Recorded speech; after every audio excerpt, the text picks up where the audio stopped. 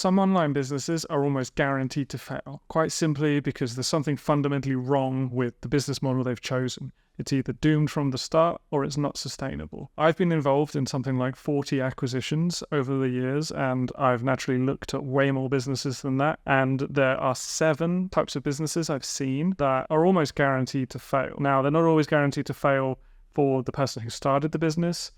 Sometimes they're good for a founder, but terrible for an acquirer. And because this channel is all about acquiring businesses, I'm including them in there. Maybe you run one of those businesses and you think, hey, that's not true, but someone who's coming in and acquiring it might very much be truthful. So what are the businesses, why they fail, and what should you consider instead? The most obvious business I've seen is something which is following a hot trend. Think about a game which has become really popular, especially a mobile game like Pokemon Go a few years ago or something like that. People jump on it and you can actually print money for a little while if you're offering some apparel or some kind of service around the game, and then just as quickly as you made the money, it just evaporates overnight and you have to move on to something new.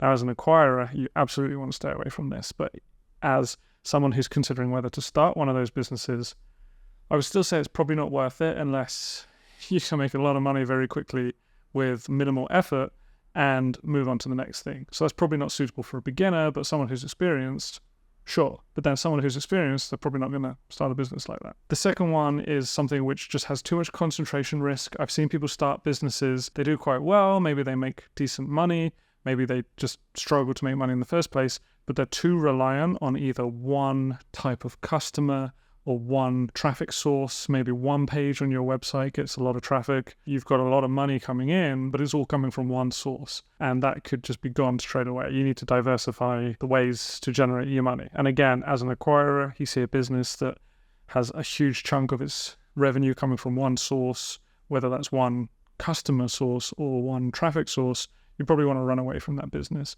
If you're someone who's starting that business, it's okay to only make money from one source in the beginning, as long as there's ways to branch out. In fact, if you're starting a business, you probably are only you're probably going to succeed with one thing first.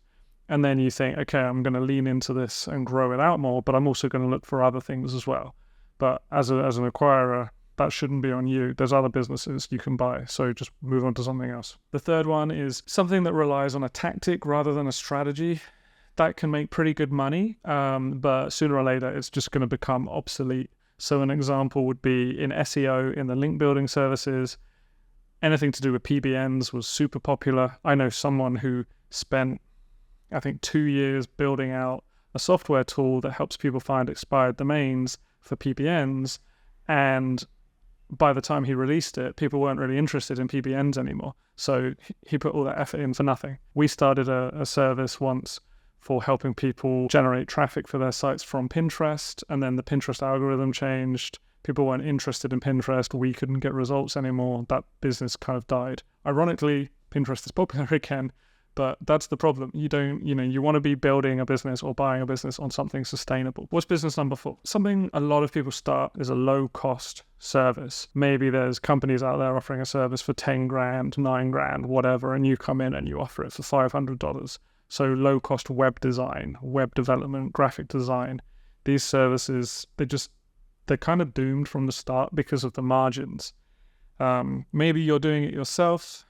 You're offering some web development cheap. You can get some clients, but you can't scale it because you don't have the margins to hire people, and you're exhausted. So kind of one of two things happens. Either you get burnt out and you just shut down the business, or you're doing okay, but then someone else comes in and undercuts you. There's always someone else willing to work for less. Maybe they live in a cheaper country. Maybe they're hungrier, they're younger. I think a couple of years ago, I saw 3 or 4 of these businesses for sale at the same time, and I thought, yeah, I'm not surprised. And some of them sold, but I wasn't interested in buying them. Another one right now, kind of hot, is the AI wrapper business model. Again, you can make decent money, but how sustainable is it? You're using OpenAI or some of the other AI software. You've built a user interface over it. It's done for a very specific goal. And then you launch the business, you get some customers, and a week later, ChatGPT launches a new thing which is just built in. Or Microsoft Word launches something, and suddenly people don't need to pay $50 a month for your service anymore. Look at what happened to Jasper AI. Another one is dropshipping. So I might get some heat for this because there's a lot of dropshippers that make good money. For me, I'm nervous when I see a dropshipping business for sale because I just think, what's to stop somebody else coming in and just offering the same products? Chinese sellers, a lot of the dropshipping businesses rely on factories in China. They've started figuring out how to cut out the middleman and just sell the businesses themselves. They can do it cheaper.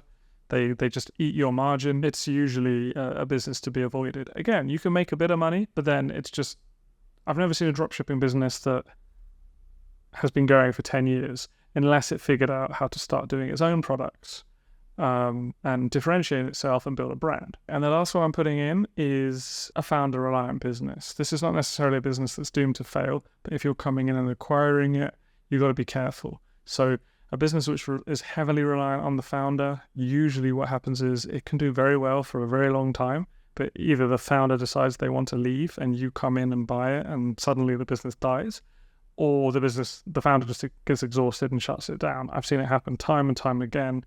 A business that's going to thrive and survive, eventually the founder needs to figure out how to replace themselves.